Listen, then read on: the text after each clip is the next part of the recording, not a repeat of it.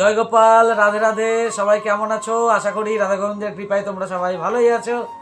চলে আসলাম তোমাদের সামনে আবার একটা নতুন রেসিপি নিয়ে। কি রেসিপি? নিরামিষ রেসিপি, একদম পাঁচ মিশালি নিরামিষ রেসিপি।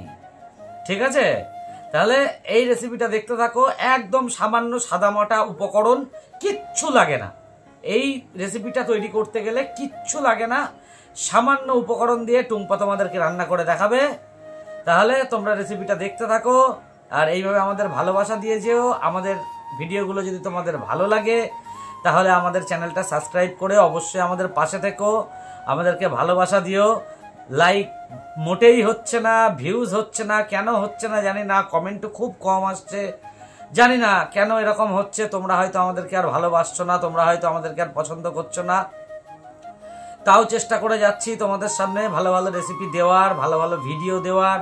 দেখো, আমাদের তো অ্যাকচুয়ালি এটা রেসিপির চ্যানেল না, কিন্তু এত ঝড় বৃষ্টি হচ্ছে এই কটা দিন, মানে কিছুই দেখাতে পাচ্ছি না। সেই জন্য তোমাদেরকে রেসিপির ভিডিও দেওয়ার চেষ্টা করছি আমরা। দেখি, কেননা রেসিপির ভিডিওটা বেসিক্যালি আরও কেন দিচ্ছি জানো তো, টুম্পা তো খুব সুন্দর রান্না করে, ওই কারণেই রেসিপির ভিডিওটা দিচ্ছি তোমাদের সামনে। যদি তোমাদের আমাদের রেসিপির ভিডিওগুলো ভালো লাগে তাহলে অবশ্যই আমাদের চ্যানেলটা সাবস্ক্রাইব করে আমাদের পাশে থেকো। এইভাবেই আমাদেরকে উৎসাহ দিও নিত্য নতুন যাতে আমরা ভিডিও করতে পারি। তোমরা আমাদের ভিডিওগুলো দেখো, চ্যানেলটা সাবস্ক্রাইব করো, বন্ধুদের কাছে শেয়ার করো, লাইক করো, কমেন্ট করো। তাহলে চলো আজকের নিরামিষ পাঁচ মিশালি তরকারির রেসিপিটা দেখানো যাক।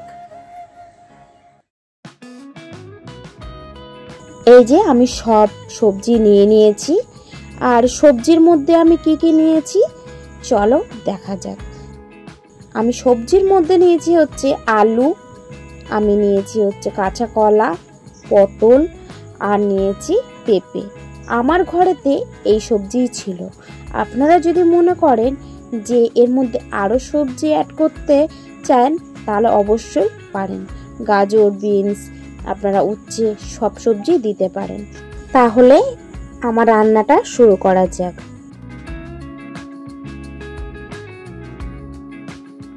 আমি গ্যাসটা জ্বালিয়ে নিচ্ছি, জ্বালিয়ে আমি কড়াটা বসিয়ে দিচ্ছি। আর এদিকে কড়াটা বসিয়ে দিয়ে আমি চলে গেলাম কাঁচা লঙ্কা আর একটু আদা চিড়ে নিতে। আর কাঁচা লঙ্কা অবশ্যই আপনারা আপনাদের স্বাদ মতন দেবেন, ঝাল যেমন খান আপনারা সেরকমভাবেই কাঁচা লঙ্কাটা ব্যবহার করবেন। কড়াইতে একটু তেল দিয়ে দিচ্ছি, কড়াটা গরম হয়ে গেছে, কড়াটা তেলটা দিয়ে দিলাম, তেলটা ভালো করে গরম হয়ে যাক। তেলটা গরম হয়ে গেছে, একটু পাঁচ ফোড়ন দিলাম, ফোড়নে একটু পাঁচ ফোড়ন দিতে হবে, তার মধ্যে ওই চেরা কাঁচা লঙ্কাগুলি দিয়ে দিলাম। একটু নাড়াচাড়া করে নিয়ে লাল লাল করে নিতে হবে। তারপরে সব সবজিগুলো কেটে রেখেছিলাম দিয়ে দিলাম, সবজিগুলো দিয়ে একটু ভালো করে নাড়াচাড়া করে নিচ্ছি। আপনারা যদি মনে করেন এর মধ্যে আরও সবজি দিতে পারেন, কারণ আমার ঘরে যে সবজিগুলোই ছিল আমি সেই সবজি দিয়েই শুধু করছি। আপনারা আরও যা যা সবজি আছে সব সবজি দিয়েই করতে পারেন। তার মধ্যে একটু লবণ দিয়ে দিচ্ছি, লবণটা দিলে কিন্তু ভালোভাবে সিদ্ধ হবে আর ভালোভাবে ভাজা যাবে। লবণটা দিয়ে দেওয়ার পরে একটু হলুদ দিয়ে দিচ্ছি।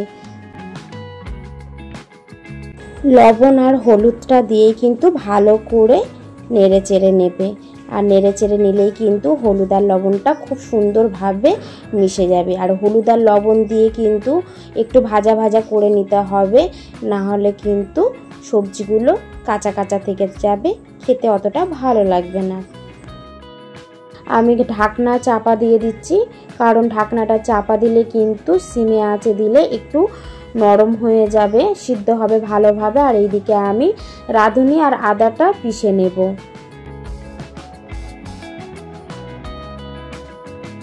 রাঁধুনি আর আদাটা কিন্তু আমি পিষে নিচ্ছি।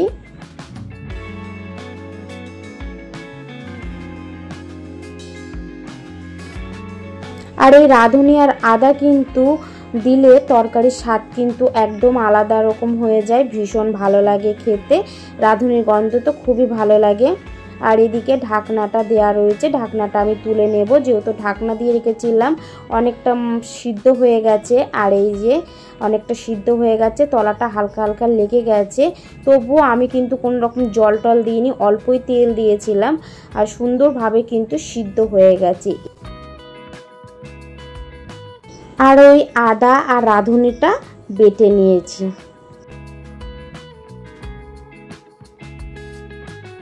তারপরে এর মধ্যে একটু জল দিয়ে দিচ্ছি, কারণ আমার তো এটা নরম হয়ে গেছে, একদম ওগুলো গলে গেছে, ভালোভাবে ভাজা হয়ে গেছে, তাই আমি পরিমাণ মতন জল দিয়ে দিচ্ছি। জলটা দিয়ে ভালো করে আরেকটু ফুটিয়ে সিদ্ধ করে নেব। আমি এটা একটু হালকা ঝোলঝোল করব, তাই আমি আমার মতন করে একটু জল দিয়ে দিচ্ছি। আপনারা যেমন ঝোল খাবেন তেমন আপনারা একটু জল দিয়ে নেবেন।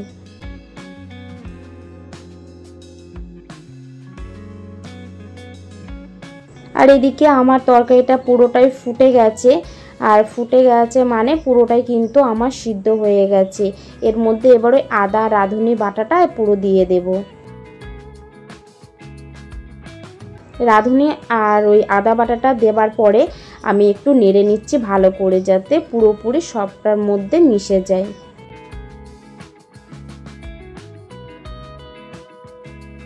রান্নাটা কিন্তু খুবই সহজ, আপনারা বাড়িতে করে খাবেন, খুবই ভালো লাগবে। একদম নিরামিষের দিনের জন্য তো একদম পারফেক্ট একটা তরকারি। আপনারা অবশ্যই গরম গরম ভাতে খাবেন, খুবই ভালো লাগবে। আর রাঁধুনির ফোড়ন দিয়ে খেলে পেটটা কিন্তু ঠান্ডা থাকে। আর এইদিকে কিন্তু ঢাকনা দিয়ে রেখেছিলাম, আর ঢাকনা দেবার পরে খোলার পরে এরকম এসছে, কিন্তু আমার রান্নাটা হয়ে গেছে। আমি কিন্তু এরকম ঝোলই রাখবো, খুব একটা ঝোল রাখিনি, কিন্তু রান্নাটা কিন্তু এরকমই করবেন, বেশি ঝোল না রাখলেও চলবে। এবার আপনারা যদি মনে করেন যে ঝোল রাখবেন তাহলে ঝোল রাখতে পারেন। আমি আমার মতন করে ঝোল রেখে দিয়েছি, আমার তরকারিটা হয়ে গেছে। এই পরিপর্যায়ে যারা এসে আমার ভিডিওটা দেখছেন তারা অবশ্যই একটু লাইক কমেন্ট করে সাবস্ক্রাইব করে পাশে থাকবেন।